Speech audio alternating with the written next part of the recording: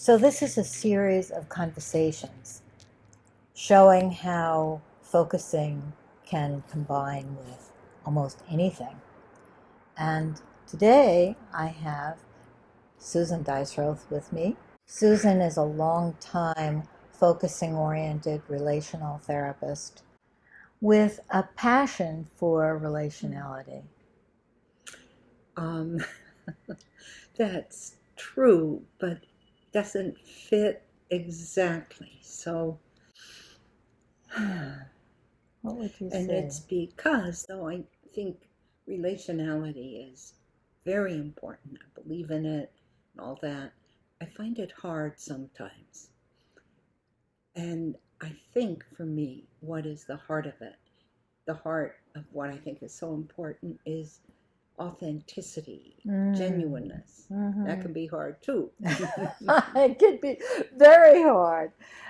So that's a wonderful example of focusing, that relationality is right, but it doesn't fit.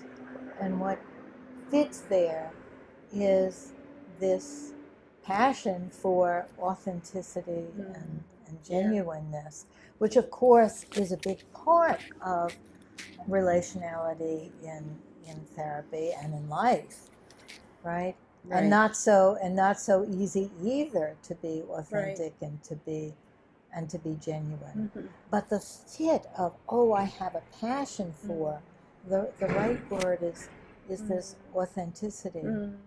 And knowing you, I know that's really true. That you're always searching for that and wanting to be true to that, wanting to unfold it. I can feel when I'm in that zone. I can feel it in my body. I can feel in here something open up, and it's also a relaxation. And my voice, which often comes from here when I'm nervous, it's tight. It's as if everything goes like that. And is that in therapy too? Do Therapy. you remember that, or? Oh yes, I can feel that in therapy, both as a therapist and as a client. And I feel it with people, and in groups, which I find difficult. Oh yes. I felt it in our group that often, it's like a home then, but I can't will it. Yes. I wish I could. I can't make it. You can't make it, but somehow remembering it gives you this settled feeling. What is it? I don't know. I feel I can't get there. I can be very uptight, and I know that feeling of being squeezed together, and I can remember the other, but I can't, that doesn't allow it. It's like I have to go through tolerating what doesn't feel good. I have to somehow accept that. You have to go through tolerating what doesn't feel good to have this sort of sense of authenticity and this home base. But it's like I have to accept fully that I'm not feeling open, expansive, and all of that. I'm feeling threatened, say. And just accept that. And the more I can accept that, then sometimes I can feel, a settling, an opening.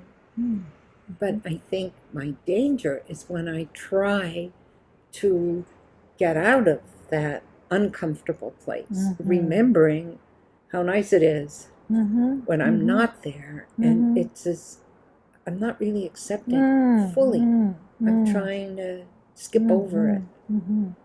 When you're trying to get the patient to do something, it's a lost cause. But that, since we're one system, if I can do something different in myself, if I can accept, embrace myself, it changes the system. And I think that's what you're saying, is that when you change your relationship to yourself in that moment, then it changes the dynamic of what's going on between you. That's quite exciting. I think so. You know, I'm thinking that my voice becomes a little different, fuller. My face, the muscles are eased. That has to be maybe perceived. Oh, absolutely. It changes the atmosphere.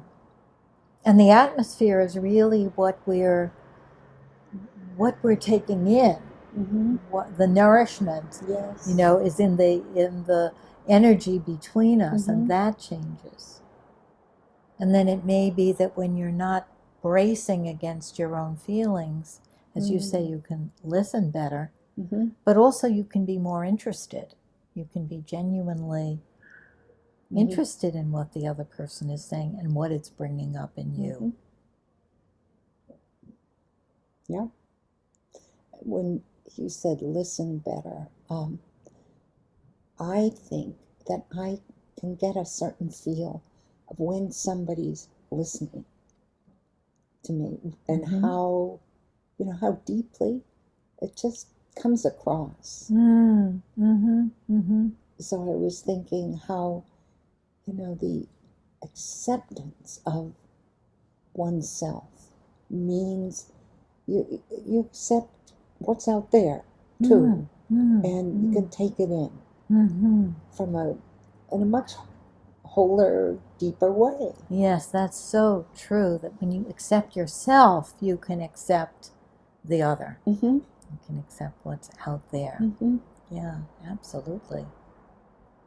You know, I'm thinking about Carl Rogers' ideas that the conditions of growth in therapy are that the therapist needs to be genuine, have unconditional positive regard and empathy, or I think it goes the other way. Empathy, unconditional positive regard, and genuineness.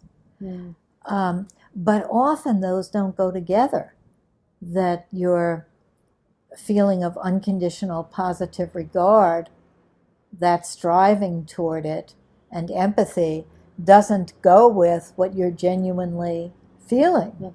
And we're talking about that right now, is that in a relationally oriented therapy, we need to have all three of those things, and we need to make space for the places where we are not together, where there's a disjunction between the therapist and the client, and then the therapist really accepting herself and having unconditional positive regard for herself, empathy for herself, that makes the genuineness, also brings in the other.